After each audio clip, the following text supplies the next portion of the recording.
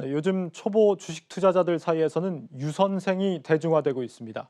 주식 공부를 유튜브를 보면서 한다고 해서 유선생입니다. 네, 주식 시장에 대한 관심이 한껏 높아졌다는 뜻인데 이런 흐름 속에서 기술력으로 무장한 신생 증권사들의 성장세가 심상치 않습니다. 오늘은 증권사들의 달라진 투자자 유치 전략과 이 신생 증권사들의 혁신적인 시도들에 대해서 소개해드리겠습니다. 먼저 오민지 기자입니다. 2030 세대가 주요 이용층인 인스타그램에 해시태그 주식을 검색하면 138만 개의 게시물이 나옵니다. 이들 세대에서 인기를 끌고 있는 배우 박서준과 가수 아이유의 해시태그 게시물과 비교해도 월등히 많습니다. 이에 증권가도 바빠졌습니다. 지난 3일 출범한 토스증권은 모바일 환경에 익숙한 2030 주린이를 공략하기 위해 맞춤형 MTS를 내놨습니다. 주식 용어가 생소한 주린이를 위해 쉽게 풀어서 안내하고 공시가 뜨면 FC 기능으로 실시간 알림을 제공합니다. 유튜브 구독자가 50만이 넘는 증권사 채널도 등장하고 있습니다. 미래에셋대우 유튜브에는 박현주 미래에셋대우 회장까지 출격하며 증권가 유튜브 전쟁에 불을 지폈습니다. 젊었을 때 예를 들어서 성공을 하면 얼마나 성공하겠어요? 30대 때 성공을 하면 얼마나 하겠어요? 인생이 성공의 스토리가 아니라 성장의 스토리 한다. 길게 봐야 한다 이것은. 길게. 한국투자증권의 유튜브 채널 뱅키스에는 얼굴에 연지곤지를 찍은 애널리스트가 등장해 재미있고 쉽게 주식 정보를 전달합니다. 한편 주린이를 현혹시키는 불법 투자 자문 등 금융범죄 역시 디지털 플랫폼을 타고 성행하고 있다는 점은 문제입니다. 스팸 차단 애플리케이션을 운영하는 후후엔컴퍼니에 따르면 작년 4분기 주식 투자 관련 스팸이 154만여 건으로 전년 동기보다 62% 증가했습니다. 금융위 자본시장 조사단은 지난 2일과 3일 주식 투자 인터넷 카페 운영자와 주식 유튜버에 대해 압수수색을 실시하기도 했습니다. 최근에는 더 많아졌잖아요. 문자 더 많이 받으시죠. 저희는 이제 압수수색이 가능하니까 더 신속하고 뭐라고 할까요? 더 강제적인 수단으로. 금융가의 디지털 전쟁에 투자자들의 편의도 높아지고 있지만 디지털 기반 불법 금융 사기 역시 늘고 있어 정보 선택에는 더 각별한 주의가 필요해 보입니다. 한국경제TV 오민지입니다. 새로운 투자자들이 몰려들면서 최근 가장 주목을 받고 있는 게 바로 신생 증권사들입니다. 혁신적인 서비스로 기성증권업계의 아성에 도전장을 내밀고 있다고 하는데 파급력이 어느 정도나 될지 전망해 보겠습니다. 증권부 신재근 기자 나와 있습니다. 신 기자, 네. 예, 현행 이 신생 증권사들 중에서도 가장 주목을 지금 받고 있는 게 토스증권이죠. 어떤 점이 좀 차별화가 되고 있습니까? 네, 제가 토스증권이 출시한 모바일 거래 시스템으로 주식을 어떻게 사고 팔 수 있을지 잠깐 소개를 해드리려고 하는데요. 네. 앵커께서는 일상생활을 하면서 어떤 물건이 불티나게 팔리는 모습을 보고 예. 그 물건이 어느 회사 건지 좀 궁금할 때가 있었나요? 그렇죠. 이 투자의 관점으로 자꾸 접근을 하다 보니까 뭐 제품을 써보고 싶다, 인기가 많다 그러면은 직접 써보기도 전에 주식창부터 열어보는 경우가 아무래도 좀 많은 것 같은데요. 네네. 네. 그렇습니다. 주식에 관심이 있는 분들이라면 누구나 이런 비슷한 경험이 있을 텐데요. CJ 제일제당의 식품 브랜드인 비비고를 제가 예로 한번 들어보겠습니다. 홈쇼핑이나 마트에서 비비고 만두가 불티나게 팔리고 있다는 상황을 가정을 하면요. 비비고와 관련된 주식이 어떤 게 있을지 궁금할 때 토스증권 MTS에 비비고를 검색을 하게 되면은 관련 종목인 CJ와 CJ 제일제당이 화면에 뜨게 됩니다. 네. 또 음원 차트처럼 토스증권 이용자들이 관심 있는 것을 종목을 말해주는 구매 탑 100이나 관심 탑 100도 따로 제공이 되고요.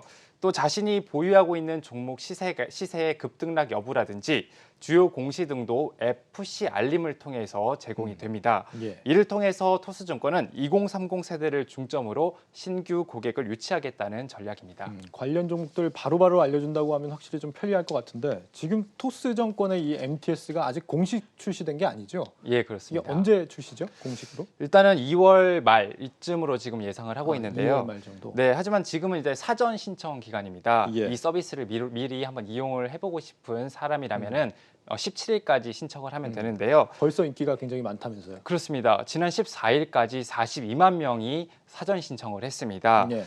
일단은 사전 신청을 하게 되면 혜택도 좀 주어지게 되는데요. 17일까지 사전 이용 신청을 하게 되면은 신청자는 3개월간 거래세를 제외한 나머지 주식 수수료가 면제가 되고요. 또 만약에 그 신청자가 친구를 가입을 또 시키게 되면은 추가로 3개월 주식 수수료 면제 혜택이 주어져서 최대 6개월간 주식 수수료 면제 혜택을 받을 수 있습니다. 네. 앞으로 토스증권은 상반기 중 해외 주식 서비스도 이제 출시할 계획이고요.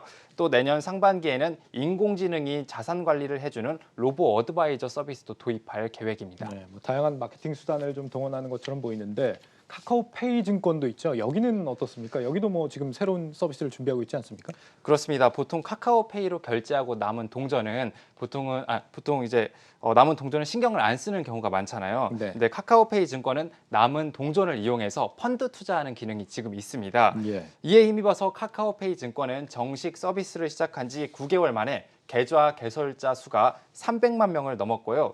더 나아가서 카카오페이 증권은 올해 하반기 중에 자사 MTS를 출시할 계획입니다. 이렇게 되면은 이제 펀드 투자뿐만이 아니라 주식 투자까지 가능할 전망입니다. 그렇군요. 그렇다면 이 신생 증권사들의 이런 시도가 흥행으로 이어질지 아니면 좀 미풍에 그칠 것인지 궁금한데 어떻게 평가가 되고 있습니까? 네, 먼저 제가 긍정적인 부분부터 말씀을 드리면 토스라는 브랜드가 일단 2030 세대한테 친숙하다는 점입니다. 예. 실제로 전체 1,800만 토스 이용자 중에서 약 1,000만 명이 2030 세대인데요. 이런 친숙한 브랜드를 활용해서 잠재적인 고객을 유치하겠다는 것이 토스의 전략입니다. 잠시 토스 관계자 의견 들어보겠습니다. 네. 플랫폼 안에 내재되어 있다는 게 가장 큰 이점이라고 생각하고 있는데요. 그리고 실제로 이미 고객들이 토스에서 뭐 보험이나 대출이나 카드나 이런 다양한 금융 상품, 금융 서비스를 자연스럽게 사용하고 있기 때문에 저희도 마찬가지로 금융의 맥락에서 좀 자연스럽게 투자 같은 거를 고객한테 소개할 수 있을 것 같아요. 네, 2030 세대 비중이 높은 점을 미뤄볼 때 2030 세대가 토스의 쉽고 간편한 기능을 높이 평가했다고 좀 추측을 해볼 수 있는데요. 네. 이러한 높은 토스 이용률에도 불구하고 2030 세대의 주식 투자 인구는 약 150만 명으로 추정됩니다. 앞서 토스를 이용하는 이용자 2030 세대가 1,000만 명이라고 했는데 예. 또 주식 투자 인구는 150만 명으로 한참 못 미치지 않습니까? 예. 이를 미뤄봤을 때 약 800만 명 이상을 좀 더 이렇게 유치를 해보겠다는 것이 잠재 고객으로 예, 있는 예. 수치가 한 850만 명 네네, 정도 그렇습니다. 된다 이렇게 보이겠네요. 예, 토스에서는 그렇게 또 보고 있고요. 네.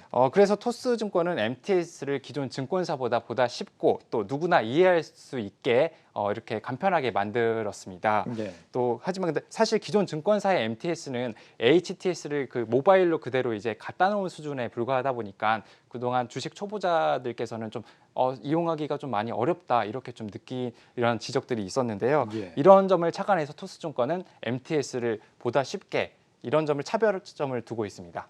쉽게 말하면 이제 증권 투자 앱을 조금 소비자들이 편리하게 이용할 수 있게 바꾸겠다 이런 취지로 보이긴 하는데, 근데 만약에 이제 기성 증권사들이 이런 시도들을 좀 따라하려고 마음만 먹으면 또 쉽게 따라잡을 수도 있는 거 아닙니까? 이렇게 되면은 뭐 신생 증권사들 입장에서는 경쟁력을 다시 잃게 되는 게 아닌가 싶은데 어떻습니까? 네, 이에 대해서 이러한 우려에 대해서 토스증권 관계자를 제가 직접 이제 취재를 했는데요. 예. 그 토스증권 관계자는 이런 게 큰 문제가 되지 않을 것으로 내다봤습니다. 예. 왜냐면요, 일단 지난 2015년에 토스는 간편 송금하기 기능을 먼저 선보였는데 그 이후로 큰 인기를 끌게 되면서 다른 시중은행들도 이러한 간편 그 송금하기 기능을 많이 도입을 했습니다. 네. 그럼에도 불구하고 토스는 오히려 이용자를 더 크게 끌어올렸고 그런 경쟁력을 잃지 않았기 때문에 토스로서는 이번 토스증권이 만약에 MTS를 이렇게 만들어도 다른 증권사들이 이거를 따라하게 되더라도 이러한 경쟁력은 좀 잃지 않을 거라고 자신감을 내비치고 있습니다. 그렇군요. 네. 뭐 사실 뭐 이런 경쟁력을 뒷받침하는 근거들도 있을 거 아닙니까? 어쨌거나 뭐 무조건 뭐 우리는 자신 있다 이렇게 얘기하는 건 아닐 것 같고 어떤 근거들이 있는 겁니까? 네, 일단은 토스의 그런 토스증권의 그런 개발 인력이 일단은 첫 번째 무기가 된 것 같습니다. 네. 토스증권은 전체 90명 중에서 약 절반 가량을 IT 개발 인력으로 두고 있는데요. 네. 이 규모를 계속해서 늘려서 앞으로는 2배까지 늘리겠다는 계획입니다. 또 카카오페이 증권도 마찬가지입니다. 증권을 카카오라는 플랫폼 안에 내재화시키면서 고객을 확보하겠다는 계획이고요. 예. 또 카카오페이 증권이 주목받는 이유는 현재 카카오페이 이용자가 약 3,500만 명에 이르기 때문에 좀 이런 주목을 받고 있습니다. 그렇군요. 소비자 친화적인 플랫폼을 구축한다는 건 굉장히 좀 어쨌거나 매력적일 수 있을 것 같은데, 그런데 이것만으로 기존의 증권사들의 아성을 이제 무너뜨릴 수 있을 것이냐, 여기에 대해서는 약간 의구심도 있는 것 같습니다. 네, 그렇습니다. 무엇보다 증권업이라는 것이 이런 전문성을 바탕으로 두고 있기 때문에 아성을 위협하기는 또 쉽지 않을 것이란 이런 시각도 있는데요. 예. 편리함 자체만으로는 경쟁력이 될 수 없다는 것이 일단 증권업계의 대다수의 이런 대체적인 시각입니다. 예. 기존 증권사가 이런 수십 년 동안 구축한 영업, 증권업에 관한 노하우를 신생 증권사가 빠르게 습득할 수 있을지 여부에 대해서도 조금 회의적인 그런 시각도 있고요. 그래서 토스증권도 이를 인정하고 외부에서 증권사 출신들을 많이 수혈을 하고 있습니다. 또 주식 수수료도 이미 다른 증권사도 많이 싼 수준으로 내렸기 때문에 예. 이런 수수료로도 승부를 보기에는 또 한계가 있다는 지적이고요. 또 리테일에만 국한된 그런 수익 모델도 어떻게 극복해낼지도 과제입니다. 증권사 수익에서 보통은 IB가 또 대다수의 큰 비중을 차지하는데 리테일의 선전에 기대해서만은 큰 수익을 낼 수 없기 때문입니다. 네, 앞으로 선전할 수 있을지 계속 지켜봐야겠습니다. 증권부 신재근 기자였습니다. 잘 들었습니다. 네.